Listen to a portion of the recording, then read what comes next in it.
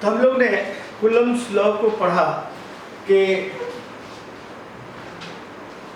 The force of attraction or repulsion between 2 point charges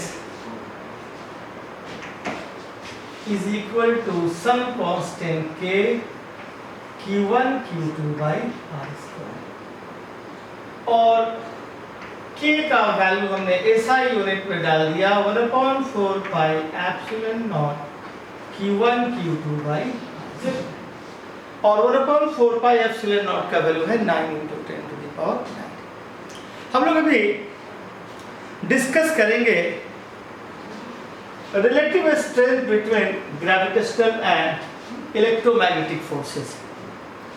तो हम यहाँ पे एक प्रोटॉन रख देते हैं और दूसरा इलेक्ट्रॉन रखते हैं। प्रोटॉन और इलेक्ट्रॉन के बीच इलेक्ट्रिक एंड ग्रेविटेशनल फोर्सेस दोनों के स्ट्रेंथ को मेजर करते हैं। What is the relative strength of electric to gravitational forces?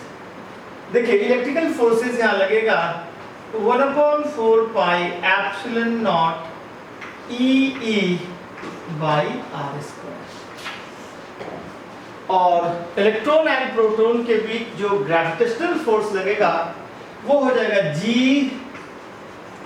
m1 m2 by r square. आप इसको कैंसिल कर देते हैं तो ये आपको आ जाएगा 9 × 10⁹9 1.6 × 10⁻38। ये 38 कहाँ से आ गया आप समझ रहे हैं? 10⁻−19 10⁻−19 दो बार इस्तेमाल किया गया और G का वैल्यू है 6.67 × 10⁻11। मास of the electron 9.1 × 10⁻31 kg and mass of proton 1.67 × 10⁻27 66 भी दे सकते हैं, नो प्रॉब्लम। अब जरा सा आप देखेंगे दोनों का रेशियो इलेक्ट्रिकल टू ग्रेविटेशनल, तो ये जो वैल्यू आएगा आप देखिए ये 9.1 से 9 को कैंसिल कर दीजिए, इस 1.16 से science is an approximation approximately cut कर सकते हैं तो आपको आ जाएगा ऊपर 1.6 और 10⁻9 + 11 + 31 + 27, ये सारे के सारे प्लस हो जाएंगे 11 31 एंड 27 और इधर नेगेटिव हो जाएगा 38 और नीचे आपके पास क्या बच गया? नीचे आपके पास बच गया 6.67।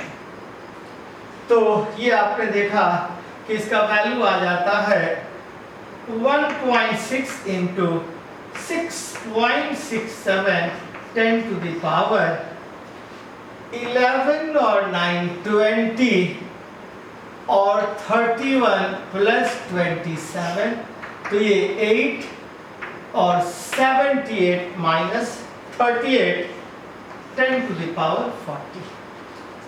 एक जीरो यहाँ लिया तो F electrical to F gravitational का वैल्यू है 16 × 10�39 डिवाइडेड बाय 6.67। नियर अबाउट हम लोग इसको 2.5 2.4 लिख दें तो कोई प्रॉब्लम नहीं है, ऑर्डर ऑफ मैग्नीट्यूड में कोई बहुत बड़ी गलती नहीं होगी। तो आपने देखा कि इलेक्ट्रॉन एंड प्रोटॉन के बीच का जो इलेक्ट्रोमैग्नेटिक फोर्स है वो ग्रेविटेशनल फोर्स से काफ़ी बड़ा है। तो यूजुअली जब हम लोग इलेक्ट्रोमैग्नेटिज्म की बात करते हैं तो ग्रेविटेशन को नेग्लेक्ट करते हैं। हम लोग दूसरी बात भी देख सकते हैं, यहाँ पे दो प्रोटॉन रख दिया हमने और दो प्रोटॉन के बीच हम इलेक्ट्रोमैग्नेटिक एंड ग्रेविटेशनल फोर्स को कैलकुलेट करते हैं। अगर ये दो प्रोटॉन है तो देखिए इलेक्ट्रिकल फोर्सेस दो प्रोटॉन के बीच 1/4 pi epsilon naught E/r² and gravitational force अगर दो प्रोटॉन के बीच लीजिएगा तो G mass of the proton by r², cancel हो गया। तो F electrical to F gravitational आप देखेंगे 9 × 10⁹ और ये 1.6 × 1.6 × 10⁻⁻38 divided by 6.67 × 10⁻11 1.6 × 10⁻27 and 10⁻27 ये मास ऑफ द प्रोटॉन था 1.6 × 10⁻27। आप अगर देखेंगे तो इसको कैंसिल कर देंगे अप्रोक्सीमेटली, थोड़ा ज्यादा होता है प्रोटॉन का मास, देयर इज नो प्रॉब्लम, इसको भी आप कैंसिल कर दीजिए तो आपको आ जाएगा ये 9 × 10⁻, आप देखेंगे 9 + 11 + 27 + 27 -38 and divided by आ जाएगा it is 6.67 and इसको हम लोग लिखेंगे ये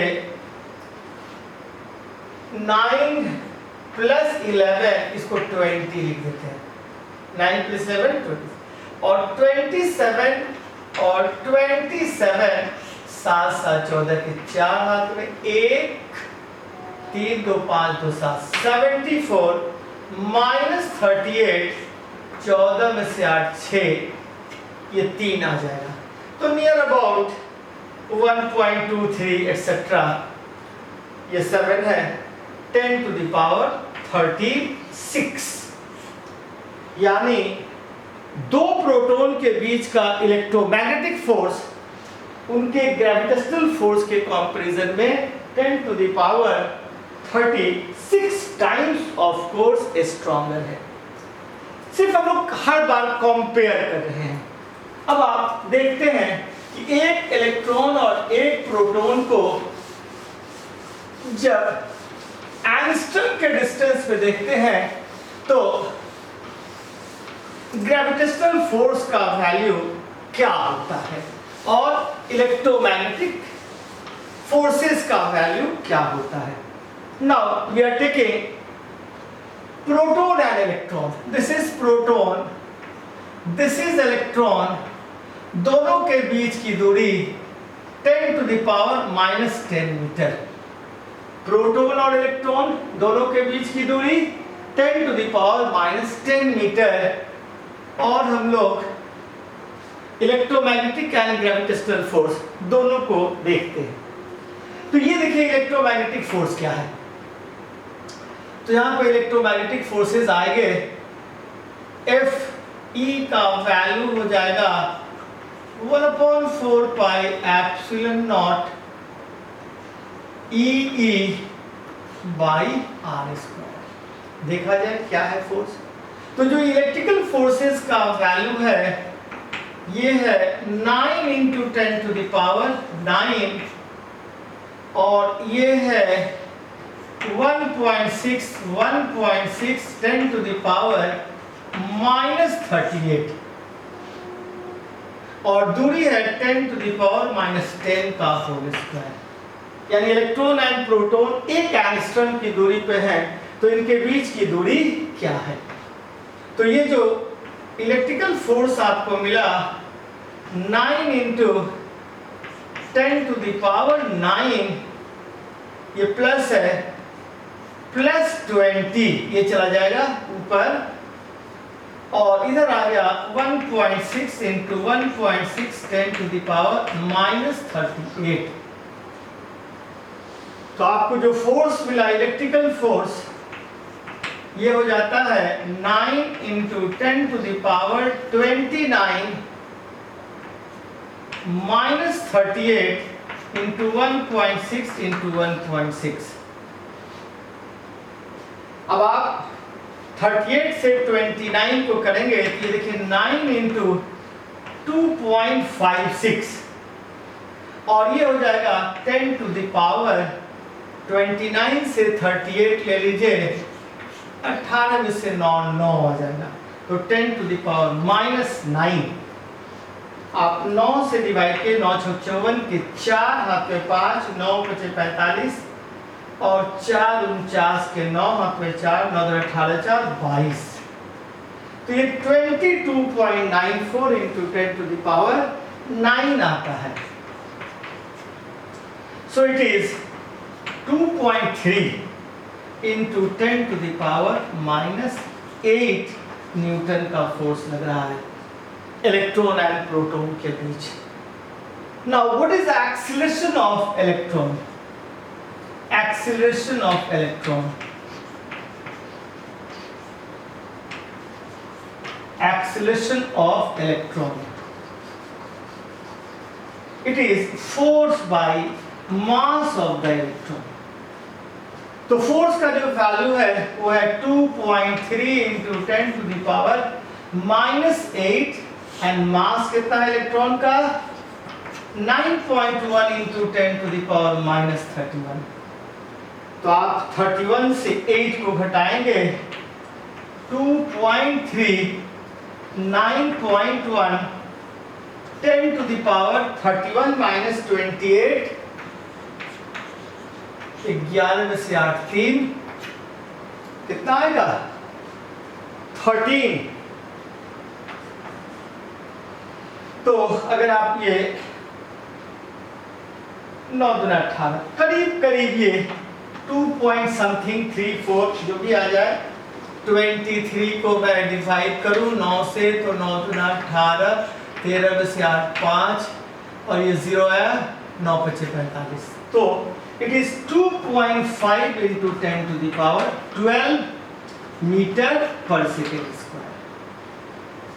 this is the acceleration of electron due to proton.